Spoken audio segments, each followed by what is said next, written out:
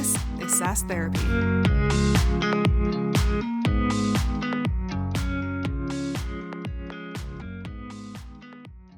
Hello, everyone, and welcome to another episode of SaaS Therapy, the show where we help you save your most important business relationships, your customers. My name is Todd Kirk. I'm your host. I'm joined by my co-host, Casey Trujillo, and we are joined by our friend, Sara Scheibner, who is sitting in happy light today, actual happy light, which is good. Sara, welcome to SaaS Therapy. We're so glad to have you on. Thank you. Glad to be here. So Sara is a little bit different of a guest than who we normally have on. Sara is actually I first came across Sara because she is on the advisory board for TechSmith. And so a lot of the guests that we have on historically are people who work for SaaS companies. And what I thought would be really cool is to pick the brain of someone who is a customer champion, who works for, who is a customer of a SaaS vendor rather than the SaaS vendor themselves. So Sara, super glad to have you on. Introduce yourself to our audience, help them know who you are and kind of what you do, your passions, all that kind of stuff. So Sara Scheibner, I've been in the insurance tech industry since 2005. Big fan of helping people learn how to adapt to technological change. That was kind of the reason I even went to college, and a degree in tech support and a degree in web design. And I've used both of those skill sets to get myself into TechSmith Training Advisory Board, for one, and into roles where I have a big part in leading training and change for large-scale system upheaval at a couple different companies so far. So yeah, Sara, that's awesome. Yeah. So what we're so excited about is our customer base, Sara, that listen to this podcast are usually the SaaS vendors like a TechSmith. So for those of you of our audience that are like, TechSmith, I've never heard of TechSmith. Yes, you have. You've heard their Camtasia, Snagit are some of their products that are out there.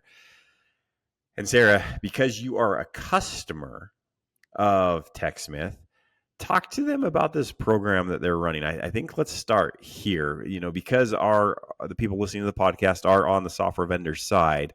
I think they would be interested to hear how they're trying to get into the field and get better feedback from their customers. So tell them a little bit about this advisory team that you're on. Yeah, the TechSmith Advisory Board, I wish I could remember exactly how many people it is, but the attendance has been variable at the meetings that we've had so far. But Matthew Pierce at TechSmith has been leading it. He's so energetic, just a super fun guy to work with. He has just pulled us into a few different forums, and we picked topics to talk about that had to do with their product and how they're being used to help us do our jobs, to help us be more effective, to help us be more efficient, to help us be more available from a training perspective, how they're improving micro-learning, how we use the tools that they provide to keep people up to speed as efficiently as possible in a way that they find engaging. And so there's honestly, so far in this training advisory board, I feel almost a little out of my depth because some of the folks that they pulled in there have some phenomenal experience. Especially the folks who are maybe more independent contractors, I think, which gives them a little more control for one, and a little more full all hands-on than I have at the corporations that I work so far. Not that I haven't had great opportunities. It's just they've taken it to the next level, and I really enjoyed just listening to what they've had to say as well about how they use the tools, how they're benefiting from the leaps and bounds technology has made over the past even just 5 years when it comes to how we can develop video, how we can edit it, we can use AI to improve it, all those innovative. How many buzzwords am I allowed to say at once, right? All of those innovative, exponentially growing capabilities that we're finding that people are pushing, that companies are developing and rolling out with their products. TechSmith has got a good people to give them that advice. And it's been an interesting journey with them. Okay, cool. So it sounds like this advisory board, and I don't have a ton of context about how they've set it up. I do know of Matt Pierce. He's a stud all over LinkedIn. His stuff's out there a lot. Yep. So that's cool that you're working directly with Matt. The part that I'm curious about is like, how did they convince you to join? Was it mostly like, hey, we want you to give us feedback, or hey, we want to throw ideas at you and just see what resonates? Like, what was the pitch to say, like, we want you to participate in this advocacy group, and how did they convince you to actually join in and participate? So I think they found me because they sent out digital surveys via email when you're a subscriber to any of their products or plans or whatever. I'd responded, of course, to plenty of, because, things changed, and I was like, this is awesome. Oh, it sucks. I'm happy to give feedback as every good user should, right? So I was happy to give that back. They reached out to me and asked if I would join, and I didn't have to twist my arm or bribe me with anything. I was like, hell yeah, I'm in. Anytime I can be part of, I don't know if project is the word we're looking for here, but any can be part of a community that's trying to make things better for learners. Check. Count me in. I'm there. So it wasn't so much that they had to struggle for recruitment. I was a yes man when it came down to it. No arguments from me. Well, I think that's lesson number one that software vendors should take away is you have champions that are out there. Just gather them together to start to have some conversations. And Sarah, the thing that I want to hit down, and I love Todd's question of like, how do they even get you interested? Well, you were already interested. You just didn't know that there was a way to voice that in a stronger way. Absolutely. The second thing that you said that I want to double down on, which I haven't heard a lot of people when they explain what they're trying to do in developing communities like this, is you made it sound like you guys get to choose the topics or what's of interest. Like, explain that a little bit more. You because obviously there's a what's in it for me and there's a what's in it for you, and usually what's in it for me matters more than what's in it for you. And unfortunately, that's just how people work. So that is how people have you felt that it's more about you than them, or how they balance that to help you feel that, hey, this is a win-win for both of us? Yeah, that's a really good question. The sessions that I've part of so far, I think I missed one because of either vacation or work travel or something. But the sessions that I've been part of so far have a hot topic that they want us to discuss, but because of the nature of us as learning development folks, there's a lot of tangents and segues that have happened in the discussions. I'm sure that's never happened to you guys at any point in any of these conversations that you have with people. I want to say it's been rambling because it feels way more purposeful than that.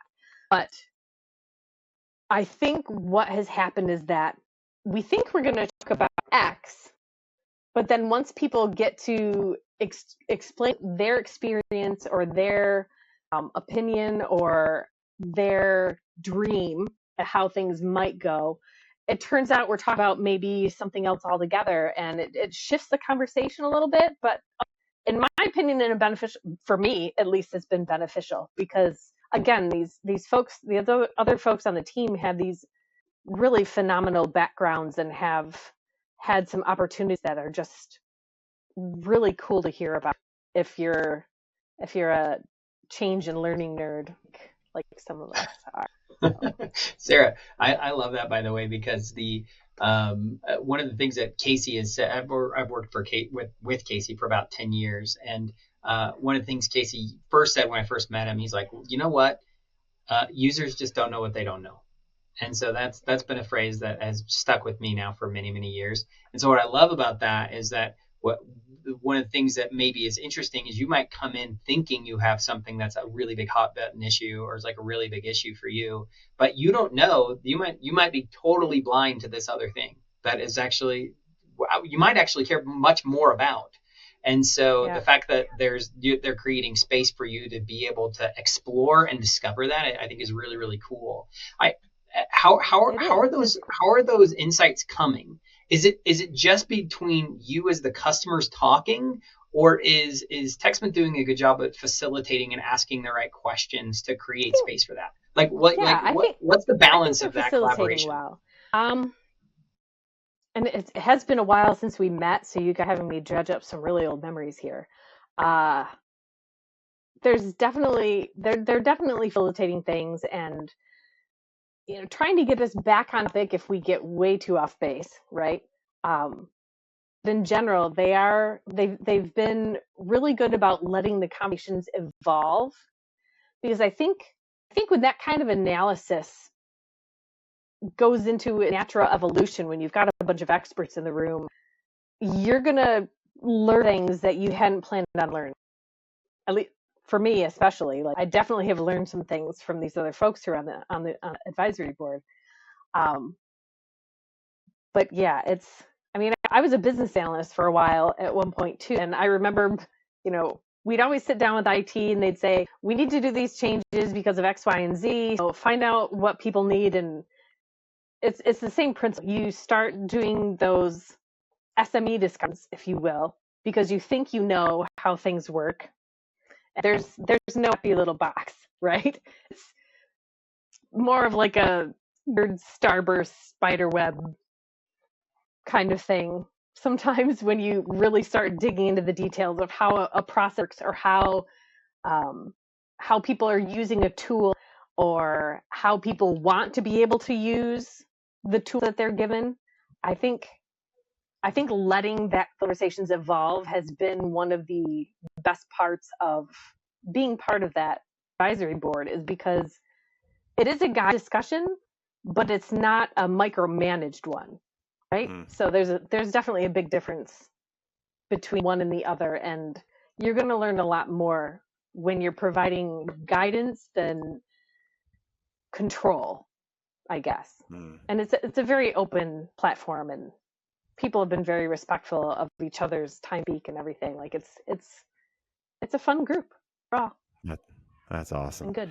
There, I love the insight you're given to the people listening to this podcast about how to run a good community call, how to get people excited about being part of it, and debating some of these hot topics that TechSmith has been able to get their community to talk about. So fantastic. Again, reach out to Sara. You can find her on LinkedIn if you want to ask some more questions around that.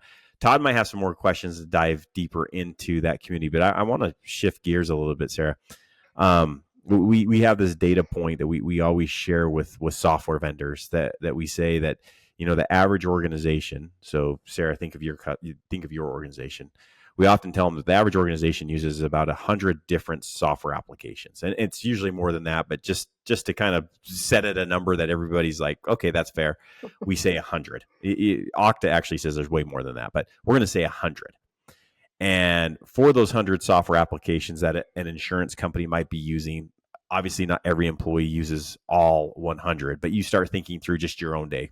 I use Microsoft. I might be using Slack. I might be using Adobe. And all of a sudden as a user, I'm probably using 10 to 12 different applications every day to get my jobs done, right? There's only so many Saras at one of these organizations that are trying to help their employees better utilize this technology. And Sara, I think you just focus down on in-house applications. You don't even really touch any of the software vendors' applications. You're just training on your own software applications. Is that right? Well, I am training internal folks only. I'm not training any of our clients or you're internal employees, right? But my biggest project right now, actually, we're in the middle of our Guidewire transformation. I'm sure you guys are familiar with Guidewire. Yes. We're rolling out Policy Center. We just finished rolling out all of Billing Center earlier this year, and we were already on Claim Center here. So I am working with that vendor, if you will, but I'm not a decision maker in the project per se, other than managing the training aspect for the end users once they've made decisions and done the development. Perfect. Okay, so they've made the decision. Guidewire, perfect example. If you could just tell these software vendors, when you're working with a Sara at your organization, here are 3 things you should know about a Sara. Like, I only have so much time. Only 3. There's one of me trying to reach 10,000 employees. Like, how do you help the software vendor have some more empathy for the Saras of the world that are actually now trying to get this to the user at their organization to use this software? What are 1, 2, 3 things? I'm going to let you rant here, Sara. Rant about what you wish you had more help with, maybe what you're dealing with. Help us help you, as they say in Jerry Maguire. Help me help Jerry you. Maguire. An excellent quote to fall back on. I love it. I think one of the largest aspects of any of these transformations, regardless of how big or small that piece of software is, I think the piece that often gets overlooked when it's marketed is the effect it's going to have on the people, the change management portion of it, honestly. Training, everybody knows training is going to be required, but a core facet of training is how people adapt to change. And I feel like that's probably the biggest lack that I've seen over my career whenever anything new is being developed and implemented and released, is that it's great about, getting the requirements together, putting the project on the docket, getting it scheduled, meeting milestones, release happens, and then they move on to the next thing. There's so much more to it than that, because the people who this is getting released to are going to have to keep using a product on a daily basis. The majority of them, I mean, depending obviously on whatever software it is, but a lot of people, this is something that in fact it affects the rest of their day work for however long they own that software until the next big transformation happens, right? What is it, 5 years or so at this rate, the ways are going. But I think it's lost in the shuffle because so much focus is on the IT side of it, with the developers and the test and the business analysts and the project manager and the sprint leads. And you say, what would do the Saras? I am literally the only person at my company handling the training for the underwriting side of things. And it's not a huge company, we've got probably a good 100 or so users that I work with, and I'm just one person. And I feel like the resources and the time frames are scheduled around the product itself, about the product, by the product. It's like Guidewire is the person, and they're treating Guidewire as the person, and of treating all of our users as the people. And I know that's not entirely true here, because I'm here and I'm trying to make a difference in the way that I can. But it is something that does seem to get left behind, is the ability to help those users adapt and manage change, to make sure that you've got that adaptation period into your timeline effectively, without suddenly pulling all the resources who are on the project through the release onto something new. They should really all be sticking around for like another 3 months, something at least. There should be available time. They should think about how much time it's going to take to perform that reinforcement after. Well, I mean, even leading up to, like, there's a lot of things that are not in the timeline for projects like this often that would really help people prepared for that change, whether it's training in advance, any kind of forums or discussion, or one-on-one communication with resistant folks. There's so many management. I mean, I don't know how familiar everybody is with change management who listens here, but it's a very large and growing field, and it is, the more I learn about it, the more fascinating I find the psychology around change management, but the more important I can see that it is with the people who are going to have to use these products that are being sold and created and developed and released, because they're not really thought of until release happens. And we should be thinking of those people from POC in any product, from proof of concept, I think. And all of that does go back to resources. I know that's always a training factor, but if we started thinking of that as a non-negotiable, then it would really change the dynamic of every project. And I think people would start seeing a lot more immediate success from those releases, because you wouldn't have people who felt caught off guard. You wouldn't have users who didn't feel they were involved enough or informed enough before that release happened. Reduce that resistance to change, where people purposely avoid the product if they can, or scale back their use of it, or just flat out go as slow as possible because they're finicky about how they do their daily work.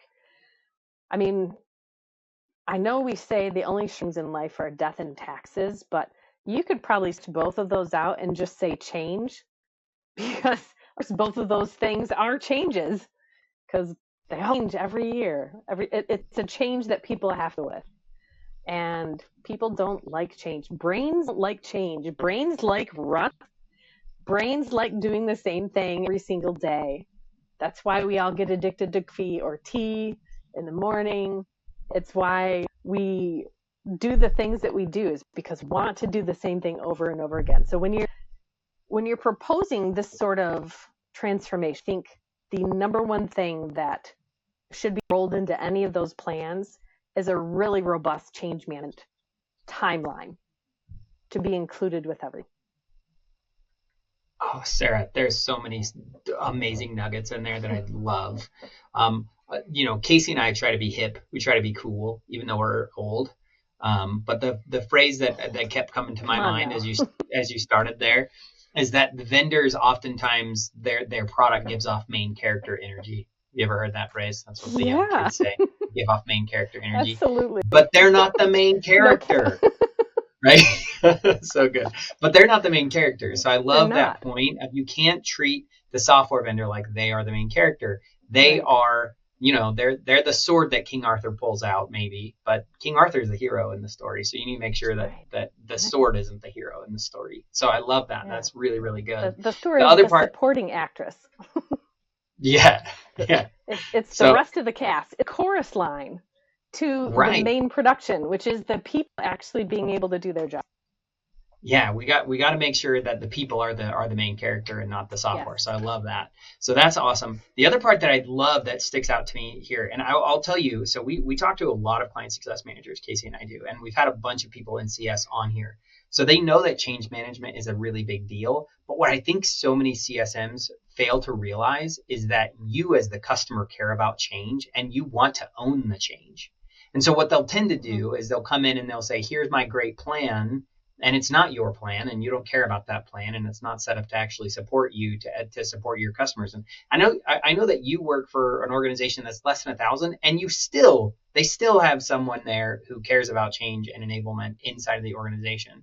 And so even when you go down to a smaller company with 100 plus people, they're going to care about owning that change. So you mentioned something that I wanted to just double click on, because you said resources. You need more resources to be enabled.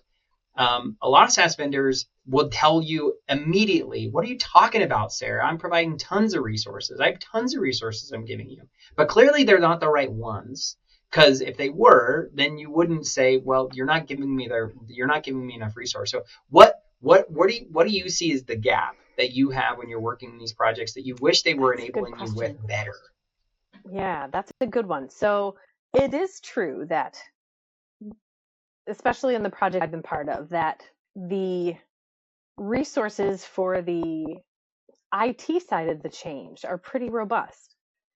Lots of developer resources, lots of QA and BA resources, PMs, sprint leads. You see a lot on that front. The struggle comes in my experience, when the SMEs are still doing their full-time job and have to support a project. And when the time that's set forth is based solely on the IT development cycle, without incorporating opportunities for change management along the way. So I think from a resources standpoint, I mean, one of the core fits of change management, of course, is that the messaging, the communication needs to come through trusted people, right? So you can't just have, Bob vendor come in and give a presentation at the beginning of everything and expect everyone to feel as though they're informed about the change coming. They don't know Bob. They don't care about what's going to happen in a year and 6 months down the road at the end of this project time. So you've Sarah, got to I have find to a way. interrupt you. It is like I can hear so many CSMs dying a little bit inside because you're just telling them right now that their that your end users don't care about them. It's true though, but it's like it's a tough fact. truth. It's a thing. Yeah, it's a tough lesson to learn. As someone who's been in change management since like 2015, that did hurt quite a bit because I did all of these what were amazing things, and then I got out in the field and they're like, they poo-pooed everything. And educational for me is how I had to look at it. So it is a tough lesson to learn. I apologize to anybody in advance if I'm giving them palpitations right now, but going back to the resources thing, you've got to have trusted resources. You have to be able to allow the people who are already at the company in leadership, they need to put in the time and the effort to be those change leaders. They need to make sure they have the time and energy to be informed about the project. They should be the ones providing the message. That's not to say you don't need someone who's making sure getting the right message to give out. You still need someone who has that can set up the communication schedule, can help determine what kind of communication channels are going to be effective to help create the content, all that good stuff. I'm not saying leadership needs to find time for that, but leadership does need to be the face of change. And that concept should really be rolled into any project plan as far as timelines go. And if that stretches your timeline out a little further, yeah, that sucks, but you're going to find that it's beneficial in the long run. You get paid for, right? I mean, except for eggs, because eggs just skyrocket for no reason and it's still the same eggs.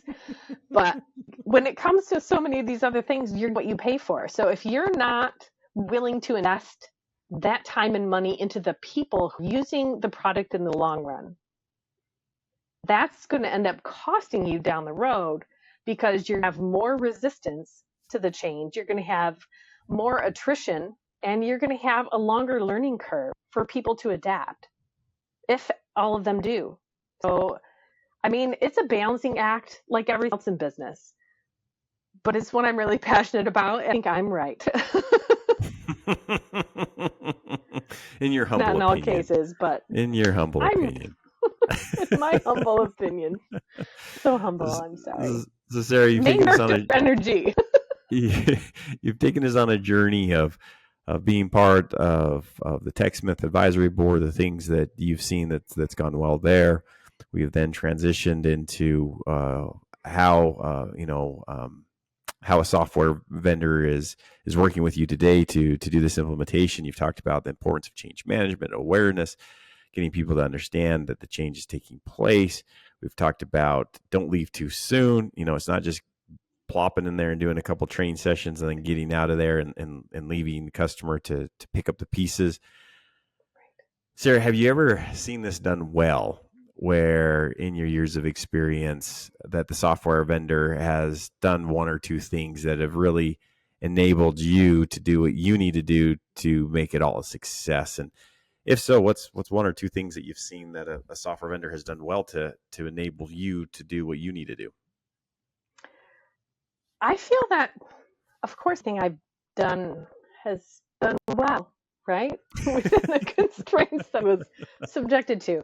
To be honest, one of the more successful ones I remember happening, we weren't actually working with a vendor directly. It was a Duck Creek product, and we had brought it into our company, and then we were customized for our own use. So the majority of the folks that I work with were not related to the vendor at all. It was all our internal IT people who had, glommed onto this and been assigned to this project. they did build change management into that, because the rollout that we were doing did involve our external customers pretty significantly. The company I was with at the time had an agency interface online, and that the agents going in and using the product and quoting business in the product and quoting just in the product and all that stuff. So we knew it was going to be pretty significant for them, and they did a good job of putting together a change management plan that not only involved communicating to all of our internal people who worked with the agents and providing them with demos and, facts. And we even did a blog where we talked about this part of the change or that part of the change and how it would affect people. We had a whole bunch of things, as well as those marketing communications that were going out to our agents at specific times, at specific milestones, and keeping them up to speed. And they did a great job of making sure that the training happened for all of our people, including the marketing folks, in advance of the release, where the agent would need to have their training and education about it. And to be fair, I think one of the goals of that project, I left before it was fully complete, but one of the goals of that project is we were going to make it so easy that the agent didn't need a ton of training.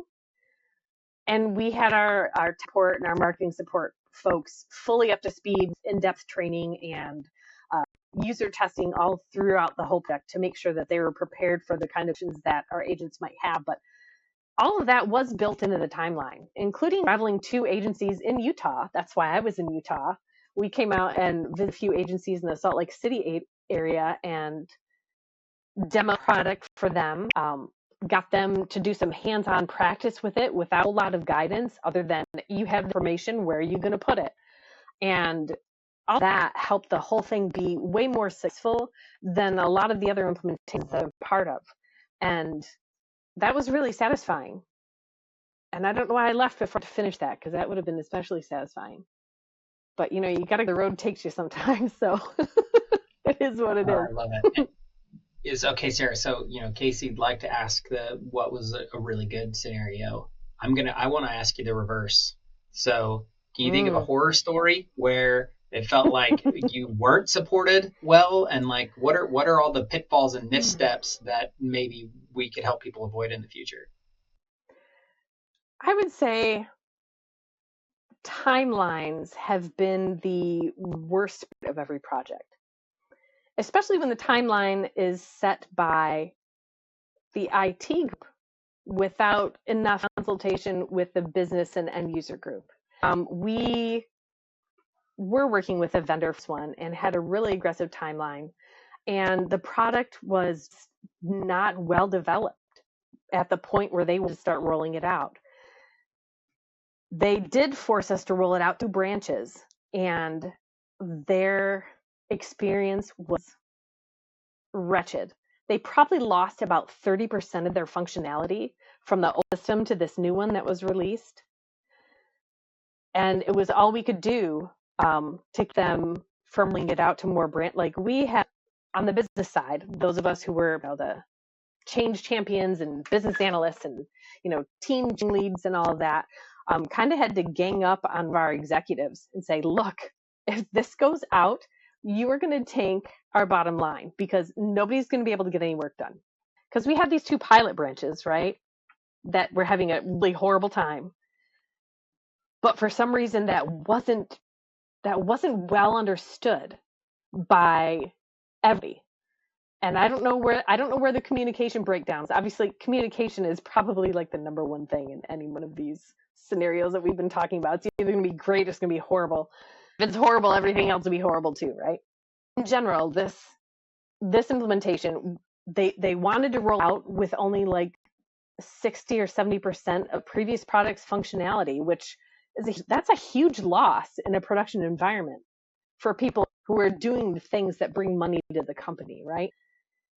And they eventually did, like, I think they hauled the next release like the Friday before everyone was supposed to leave on Sunday to do the initial training and walk them through their first few days and blah, blah, blah.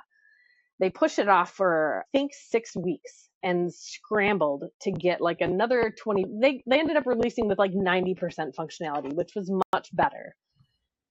But the fact that they even released it to those first 2 pilot branches with only that 70% functionality was really terrible. And they deal with that for close to a year before they got the rest of their functionality back. And it really put a hamper on their feelings about change. It put a hamper on their ability to just do their daily work. And I'm pretty sure we had some early retirements and transfers and quitters because directly because of it. Because when you can't do your job well because you have a faulty product, how does that make you feel about your job? Ultimately, all of this boils down to anybody who's selling anything to anybody, it boils down to the F word. That's feelings. How people feel about it is really going to drive success. You have to feel good about what you're doing every day or what you're planning on doing every day, or you're going to hate it. And if you hate something, you're going to eventually walk away from it and do something else. And that can be a real loss to a company when they lose good people because they fail to take them into account when making those plans. That's my passion speech. Sara, that was a beautiful passion speech, and I think the thing that's sticking out to me, if I was someone at a software vendor organization and I was in the customer success seat, I think one of the biggest things, if I was working with a Sara, I from what I'm hearing today, I might be asking one of my first communications to you, or my first meeting, besides getting success metrics and all those things down, would be, Sara, let's strategize about our communication plan out to your employees. Could we go over that together? What do you think our first communication should look like? What do you think our second communication should look like? And that's where the software vendor could provide some major value of saying, hey, yes, we've thought through this process. Here's the 4 comms that we would recommend you send out. Target these groups of users at this point. right. Sara, am I off on that assumption of what I'm hearing No, today? the experience that the vendors have seeing these releases at company after company after company should give them a really good jumping off point to be able to help the next client develop a really good change and communication plan. Maybe the vendor is not going to help them implement it, but they should be able to provide the framework at the very least and some really strong words suggesting that the company takes that seriously as they're taking the other investment they're putting into the product. Because the company who's buying a product really should, a good company, a well-led company, is going to want to invest in their people, and investing in technology to support those people is kind of going to be a secondary function in a well-run company. And I think a vendor should really have the ability to build on that and provide those, not necessarily resources, right, but definitely provide those tools and frameworks for the next client to do even better than the one that they just worked with. Like, every client should be able to do better, right, by taking those lessons learned. And that's where the vendor would come, because they're going to see those lessons across the spectrum, right? I think that would be fantastic. Sara, the thing that I really like about that too, and maybe a word of caution to people who are out there, is that one of the things that is, so there's kind of 2 things that can happen if you're a vendor, if you're not careful. One is you either do the first big issue, which is you're bad at communicating, you're bad at planning, you're bad at providing advisement and direction to the customer so they can be successful. But then the flip side of it is taking someone like you who knows your stuff and has been there before and has done this a few times, and then assuming, oh, Sara knows what she's doing, she's got this all figured out, she knows what to do, and then as a result not providing enough direction and enablement for what they've seen has worked best for them with their other clients. So I think there's so much good there to think through. It's like, one, you gotta know that your customer's motivated and they really care and they want to see. I mean, who buys software and wants it to go badly? Or no one, right? Nobody ever does. But it Yeah, doesn't mean you're exactly. thinking about all the things that will affect the outcome, right? Right, Because you don't exactly. know, like we said at the beginning, you don't know what you don't know. Yeah, It goes to exactly. all of us. So like Sarah wants to help you win, vendors. Like, so help her help you win, but also like understand that even though she's super bright and super brilliant and has lots of experience and knows some of the pitfalls that are out there, you have a lens that you see as a software vendor that she can't. And so being able to work in that collaborative way where you're providing resources in a way that she can be enabled is like so important. So I love that. Um, Okay, so we're getting near the end of time. I want to circle back to just one last thing. So on the side of TechSmith, because that's how we first met, right? You joined their advisory board. I was really fascinated to understand your background and how you became such a champion for them. TechSmith is unique to you in the sense that it's become a platform that you're using for enablement and all these other issues and all these other stories. But like, so why do you continue to use a tool like TechSmith? I would love to get your take on like what is it that they've done so far that has helped you to say this is something that I need to keep using and something I need to keep working on. I think first and foremost is they're local to me. I'm in mid-Michigan. Like we do in Michigan, we point to our hand. Got to do right? the hand thing as a regular, yeah. So they're right over in East Lansing. In fact, I visited their campus last month with a coworker, and we did a little analysis with them over some of their new products coming. It was a super cool experience. Beautiful place, great people. I love the fact that I can support a local business. But on top of that, I have literally tried so many other products. I guess I won't shame in the middle of this, but I've tried a lot of other products, and none of them are as easy to use or as high quality when it comes to the capabilities that I have. And nothing that TechSmith has out there is difficult to learn. Like, if either of you have, we'll name shame a little bit here. Either of you have used like Photoshop, super capable program, super hard to learn. So many complex buttons and clicks and tweaks, and like I had a whole college course about it. It was still not a great experience. Like Snagit from a manipulating images product standpoint is incredibly simple and functional, and it does everything that I need it to do, and it's reasonably priced in comparison to some other products that are out there. There's a number of different video tools that are available either through your browser extensions or even free downloads or there's so many options. But I'm going back to Camtasia because it's easy to figure out. Even when they roll out new stuff, it's easy to figure out. It's rolled out an online version. I didn't watch any of the tutorials. I just tried it, and it was super simple. They've got a great design team who really works hard to make things intuitive for anybody. I mean, I think they are a pretty international company, which means they've got a lot of different cultural norms to try and work with, and they've just done a great job. I've been using their products what year is this?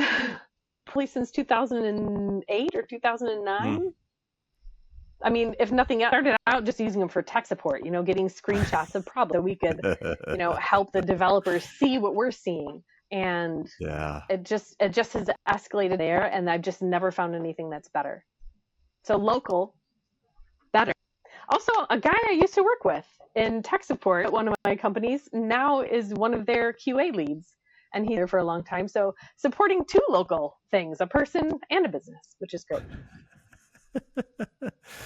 Well, Sarah, we end every SaaS Therapy episode we with the same approach because Todd and I, as we thought through this podcast, we wanted to actually be therapy for us, and not just for us, but for those listening. So, any good therapy session, the therapist always says, "Sarah, that was fantastic. Let's work on something this week." So, Sarah, we're going to allow you to sit in the therapist seat and give a homework out to our audience. If there's one thing that they could go do, what would you challenge them to go do off of everything we've talked about today? what would be your homework assignment? I think a really good challenge would be to talk to an end user who hasn't been talked to yet about the product. Talk to someone who either is going to be using it or just got it and find out what their experience is.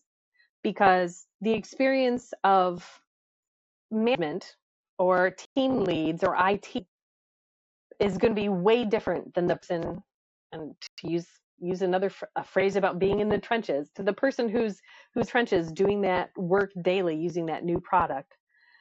Have a one-on-one with somebody. I think that's a really excellent way to learn more about the effect that you could have, the positive effect that you could have on any given project or product release to those end users. I love it, Sarah. So good. Thank you again for joining us. And for all of you out there, go focus and help those users who always get ignored. You'll learn so much. I love it. Really good. Sarah, thank you again for joining us. And thanks everybody. This has been awesome. Thanks, Sarah. Take care.